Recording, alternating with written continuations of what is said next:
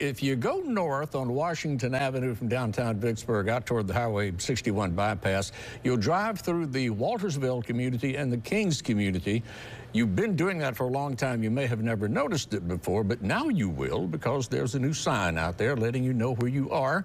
And if you stop and talk to the people who live there, they'll tell you what these places are all about. The new signs marking Waltersville and Kings are on opposite sides of the same signboard. But both of these communities grew up together from roots that rivaled those of the bigger city that engulfed them, Vicksburg. Well, it's all Vicksburg now, but, you don't go to just one part of any town and think that that's the essence of all of it.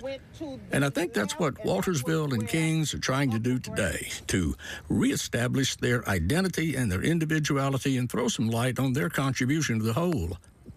One of my tour guides, as we drove around, Karen Fredericks, put it this way. People need to realize that all of us are a quilt, different communities, to build and to have one quilt.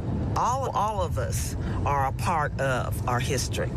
There once was a time when this area north of downtown Vicksburg had more of an identity of its own stores, neighborhoods, and a post office, and a train station. All that's gone now. Some people here still remember it quite well. Bethlehem Church was there. Over here was the Justice of the Peace office, right there on that corner. This is where my father would send me and my brothers to get our hair cut. We were fortunate enough to have the city bus to run up in Kings community all the way up to the bypass. Yeah. And the cost to ride the city bus was a nickel.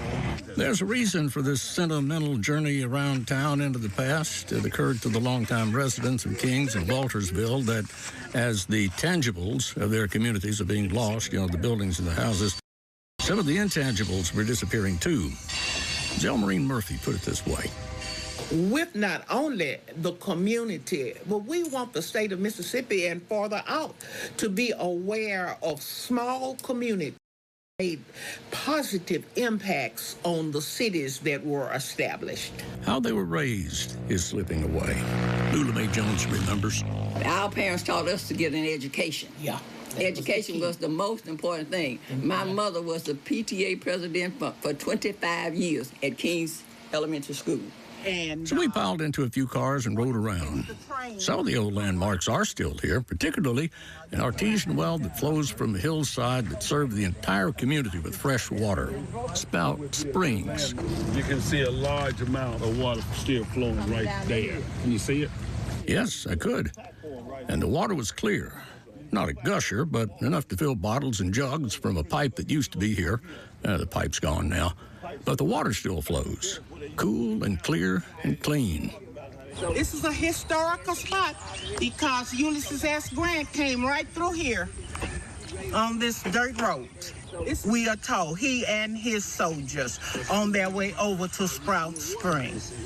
There's an empty lot where the post office used to be, empty except for the memories. And then across the road was an Indian mound. The kids played there and found arrowheads and beads. My father said those are important artifacts from the Indians. You need to keep them. And we did for a while.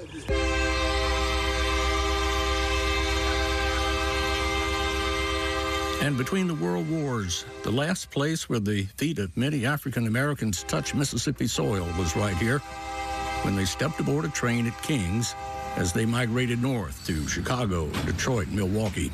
It would take 2 more days for you to really cover, if you really, a historian, cover all of the important places here in Kings community. So we have all grown up in this community, proud of this community, because this community gave us what we needed to thrive in this world. And now, this people of this community who know what they had and know what they still have given back to the community its name, Kings and Waltersville.